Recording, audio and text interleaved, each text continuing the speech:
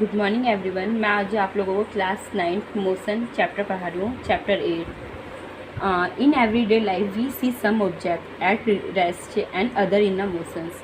हम अपने लाइफ में एवरीडे देखते रहते हैं। हमारे जो लाइफ में हर रोज़ाना हम मोशंस करते रहते हैं, जैसे कि इधर से उधर दौड़ना, सोना, उठना, बैठना, ये सब क्या एक मोशन क्रियाएँ करती है। जैसे कि बर्ड क्या करती है, उड़ती है। फिश क्या करती है, स्विमिंग। फिश का पानी में स्विमिंग करने का वो होता है, वो भी मोशंस है। ब्लड क्या होता है, हमारे वीन्स में, नसों में बहती है, नसों में चलती है, उसको वो भी क्या एक मोशंस की क्रिया है। ऐसे हमारे मॉलिक्यूल्स हो गए, प्लैनेट हो गए, स्टार, गैलेक्सी, ये ऑल आर मोशंस। दोनों ये सारी क्या होती है, मोशंस होती है। फिर हम कुछ ऐसे भी मोशंस जो ऐसे कुछ होते हैं जो कि इनडायरेक्ट मोशंस करते हैं, जिसका कोई एविडेंस नहीं होता है। जैसे कि जो हमारा अर्थ है रोटेट तो करता है, जैसे कि एयर मोशन करना है, हम कितने पेड़ों के मतलब पत्तियां हिलनी, ये सब मोशंस करना।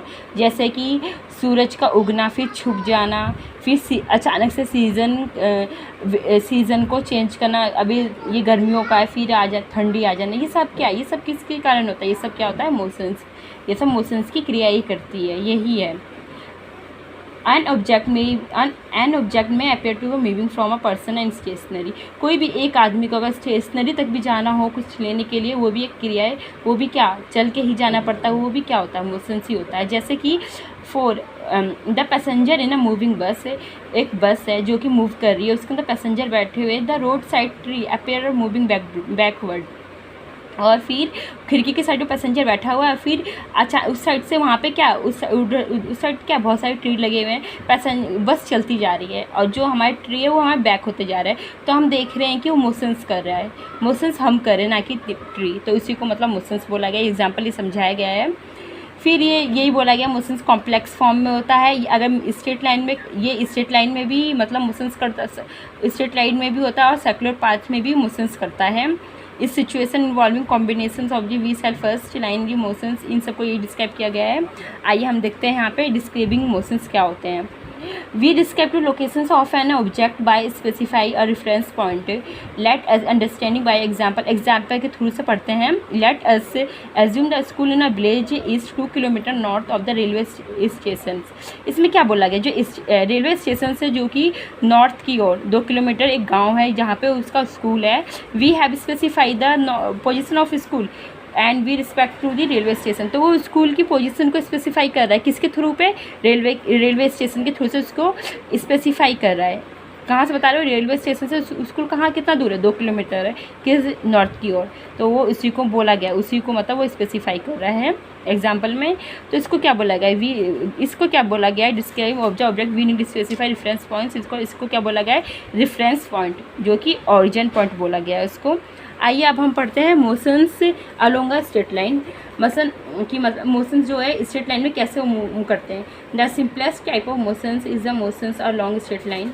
एक स्ट्रेट लाइन है, ये दे रखा है कैसे, यहाँ पे डिस्क्राइब एग्जांपल दे रखा है। यहाँ से स्टार्ट किया है इसने, 60 किलोमीटर पाथ को कवर किया है, फिर वो यहाँ से यहाँ तक आया, फिर यहाँ से बी पे आए, फिर सी पे आए। ये सारे मतलब इसने किए हैं, डिस्टेंस कवर किया, यहाँ से लेकर यहाँ तक जो किया इसने डिस्टेंस कवर किया।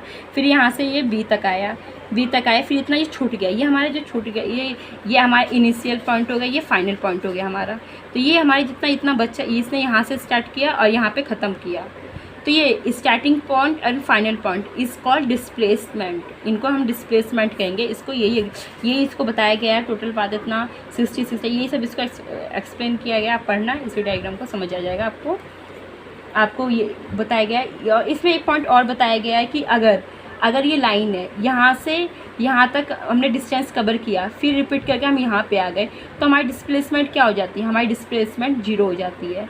तो हमारी क्या हो जाए, डिस्प्लेसमेंट 0 हो जाती है। इनिशियल पॉइंट से लेकर हम फाइनल पॉइंट गए, फिर फाइनल पॉइंट से इनिशियल पॉइंट पे आ गए, तो हमारी डिस्प्लेसमेंट क्या हो जाती है, 0। जैसे कि यहाँ पे दे रखा है 0 cover the distance the object table of 0 final consider initial point, ये दे रखा है। अब आते हैं हम uniform motions and non uniform motions क्या होते हैं। जैसे कि क्या दे रखा है, स्ट्रेट लाइन है, let at 5 minute in first second, फिर 5 मिनट मोर नेक्स्ट सेकंड में, फिर 5 मिनट मोर। इसमें क्या बोला गया है, जैसे कि ये स्ट्रेट मोशंस है, इसने यहाँ से यहाँ तक चला, 5 किलोमीटर चला, कितने सेकंड में, 5 सेकंड में मान लो, फिर यहाँ से यहाँ तक चला, फिर कितना चला 5 किलोमीटर चला, कितने सेकंड में 5 सेकंड में। ऐसे उसने 3 टाइम कवर किया, लेकिन क्या किया इसने, टाइम सेम और डिस्टेंस सेम, टाइम भी सेम रहा और डिस्टेंस भी सेम रहा, उसे हमने क्या बोला, यूनिफॉर्म मोशंस बोला। और नॉन यूनिफॉर्म मोशंस में क्या कहा गया है, नॉन यूनिफॉर्म मोशन में कहा गया है object cover equal distance equal interval of time is a uniform motions. इसमें क्या, ये यूनिफॉर्म मोशंस हो गया। और नॉन यूनिफॉर्म में बोला गया है एवरी डे जो भी हम काम करते हैं वो का अनइक्वल डिस्टेंस होता है। जैसे कि हमारी कार की स्पीड हम 20 किलोमीटर की स्पीड चल रहे थे, फिर अचानक से हमने 40 किलोमीटर स्पीड बढ़ा दी, तो ये क्या हो गया, नॉन यूनिफॉर्म में हो गया। हमें 20 किलोमीटर जाना था, हम चल लिए 10 किलोमीटर, ये क्या हो गया, नॉन यूनिफॉर्म मोशंस हो गया ये।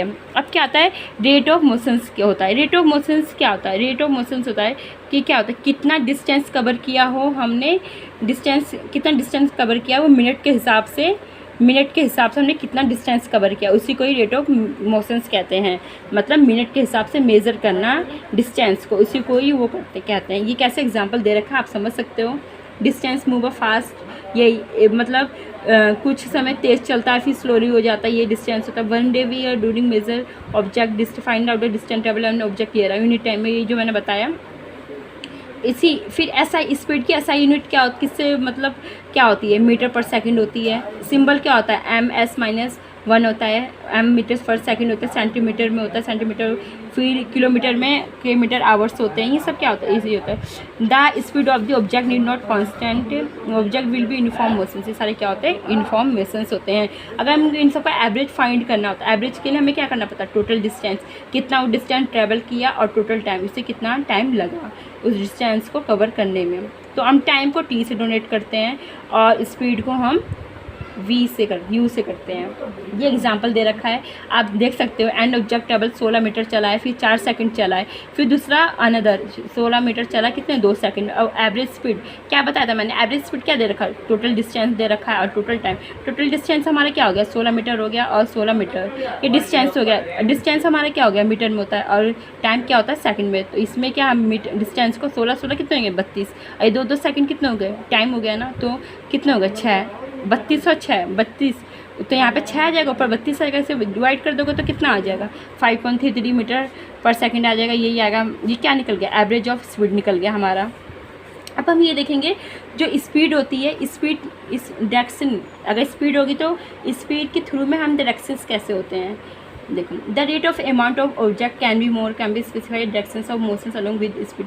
अगर कोई स्पीड चल रही है तो उसका डायरेक्शंस भी होगा कि किस डायरेक्शन में चल रही है इसकी speed. The quantity that specify both this aspect is called velocity. मतलब इसमें बोला गया है जहाँ पे स्पेसिफाई हो, डायरेक्शंस प्लस डिस्टेंस स्पेसिफाई हो, और उसको हम क्या कहेंगे, वेलोसिटी कहेंगे। Velocity is a speed of a moving in a definite direction. जो वेलोसिटी की स्पीड होगी वो हमेशा डेफिनेट डायरेक्शंस में ही मूव करेगी। डेफिनेट होगा तो उसकी डायरेक्शंस भी डेफिनेट होगी। इसलिए स्पीड को हम किस में रखा गया, इसलिए हम स्पीड को किस में रखा